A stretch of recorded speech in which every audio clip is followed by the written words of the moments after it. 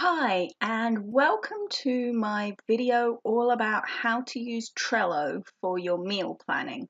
Now, I have a separate video that does an overview of what Trello is and how to use it. So if you don't know what it is, then you want to watch that video first. But this one is all about how I use it for meal planning. So I have a board that I call Meal Plan, and you can see in the board I have lots of different lists. So my main one is my shopping list, and this is where I put all the groceries that I need to buy for that week. I also have a list called Dinners This Week. So these are the meals that I'm going to be eating this week. And then as I come across, you can see I've got a list for all different types of categories. So depending on my mood, I can pick whichever types of food I want. So if I feel like having pasta, if I'm doing keto or Mediterranean diet, then I got all different recipe choices here. And you can see them all listed. I have a load of different recipes listed. So let me show you first of all, how easy it is to plan your meals. So you can see I've got a few meals here, but I need to add a couple more. So say this week my kids have asked for buffalo dip. This is one of their favorite meals. So all I have to do is drag it over, and now it's in my dinners for this week. I don't actually schedule particular days. Not always anyway. Some week, depending on how busy my week is, I might say, okay, yes, this is Monday, Tuesday, Wednesday. But normally I have a bit of a selection because our days can change up really fast. So I just make sure I have all the ingredients for these recipes, and then depending on how much time we have in that evening, depends on which of them I pick. So it's up to you how you do it.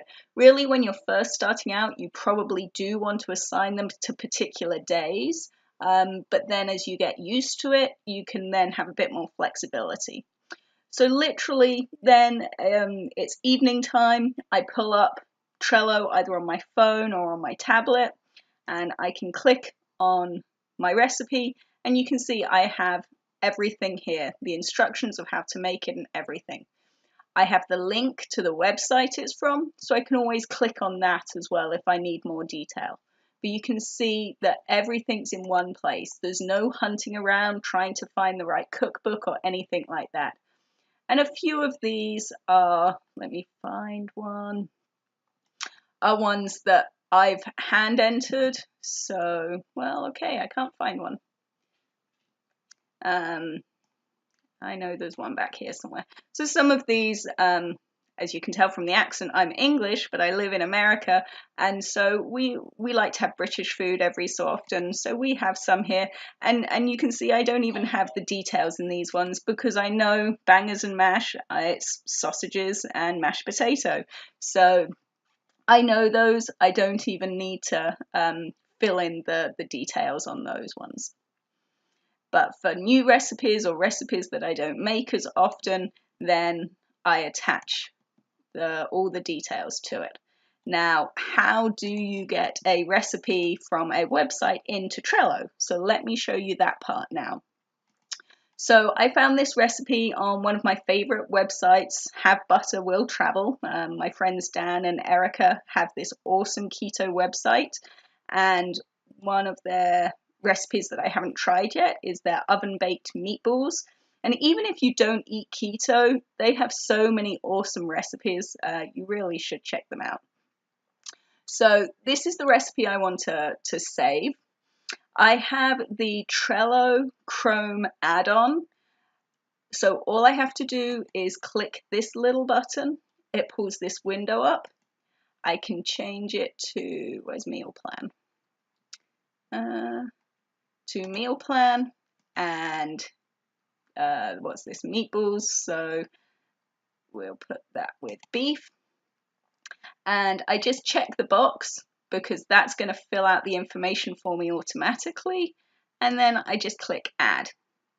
Wait a few seconds and it's going to create the card for me, and we'll go back to Trello and have a look. So now it's added it. If I go back into Trello and I come across and we put it in beef, we can see it's right here. Now when I click on it, you can see by default it has the website's description, not the ingredients and the method. So what I like to do, because I like to have it all in one place and not have to click through to the website, is if you scroll down to where the actual recipe is, it's always near the bottom somewhere, I just copy and paste. So I just highlight everything, copy, and I come over here to the description, edit, delete all of that, and paste. And now I have everything in here. So I can just hit save. And I can format it and make it look a little easier to read if I want to, but normally I don't have time, so I just throw it in here. Now the important part is that I also have the list of ingredients. So when I'm doing my meal planning, so let's move this across to this week. Where are we? So let's have that for a meal this week. When I'm going through and wanting to make my grocery list, I go through each of the recipes and I have a look. Okay, this one I don't have, I make this one a lot, so I don't need the list of ingredients because I know what the ingredients are. But I can have a look and see what ingredients I need. I can check the pantry and think, okay, I don't have buffalo wing sauce, so then I can just go add buffalo wing sauce.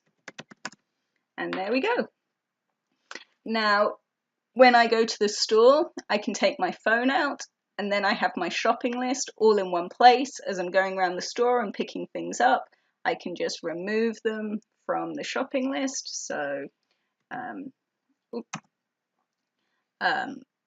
it's easier to do on the phone. You can just archive it really easily. From here, you kind of have to come through and archive it like that. But now that's off my list. Let me add potatoes back on because otherwise I'm not going to have them for when I need them. So that's one way you can have your shopping list and all your recipes in one spot. So let's just do one more. I found this recipe for salmon baked in foil, which I thought sounded really good. So again, we're just going to click the Trello button. This time I'm going to want it. I don't know if I have a fish. So we'll just put it under other and check the box and click add. And if we come back and we go to other and scroll down, the recipe's here. And again, if I wanted to, I can copy and paste the ingredients and the method into the description. So it's as simple as that.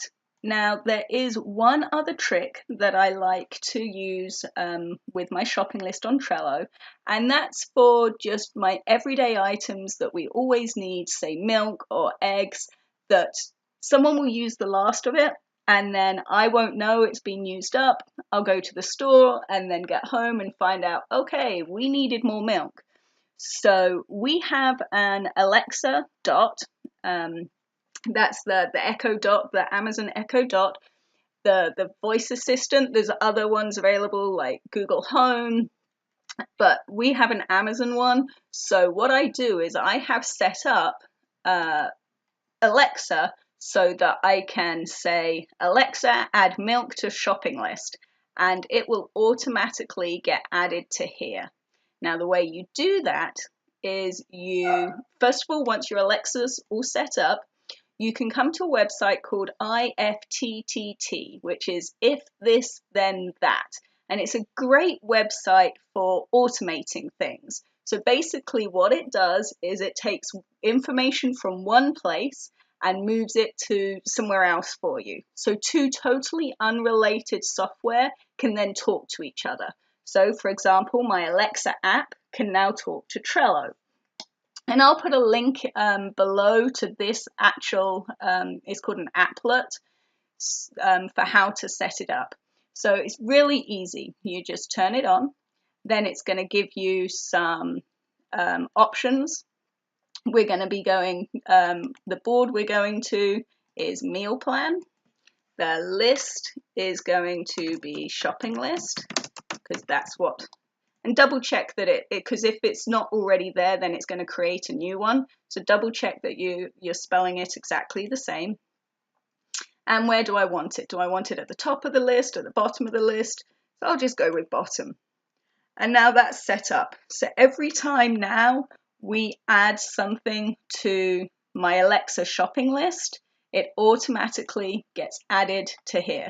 So this is great for a busy household like mine, because when my kids are diving through the fridge, if they use the last of the cheese sticks, even my 8-year-old knows to tell Alexa, add cheese sticks to shopping list. So it just helps keep us organized, make sure that I have an up-to-date shopping list. It means I don't have to spend ages going through the pantry and the fridge before going shopping, because my shopping list is always up to date. So I hope you found this useful. I did go through it kind of quick, so if you need to go back and watch it again or watch just parts of it again, then feel free to do that. But hopefully you found this useful, and hopefully it will help streamline your meal planning just a little bit.